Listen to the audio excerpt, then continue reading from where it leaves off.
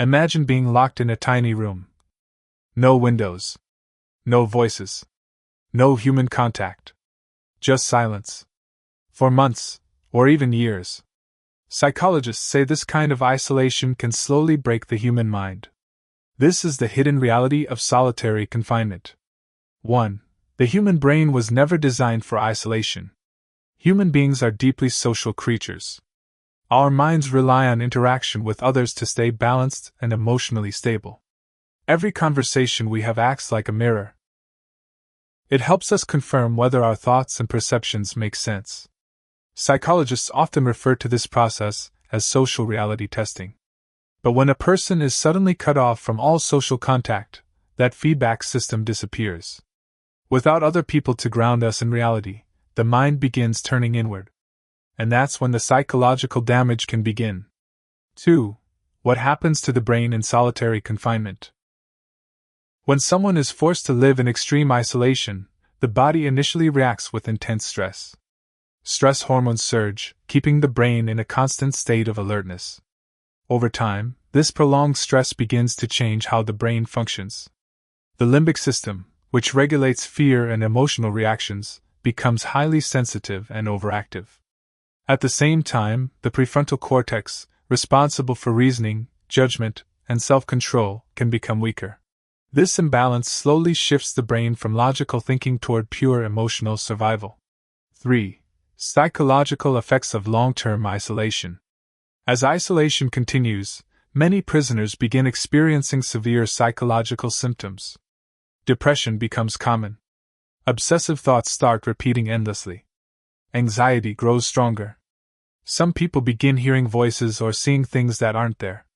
Others completely lose their sense of time. Days begin to blur together, and reality itself can start to feel distorted. These reactions are not signs of weakness. They are predictable responses of the human brain under extreme psychological pressure. 4. Physical health consequences. Isolation doesn't just damage the mind, it affects the entire body.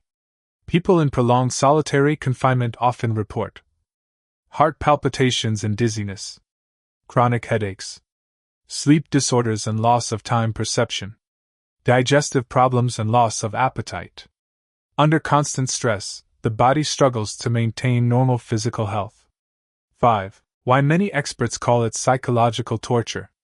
Because of these effects, organizations like the United Nations and many human rights groups classify prolonged solitary confinement as a form of psychological torture.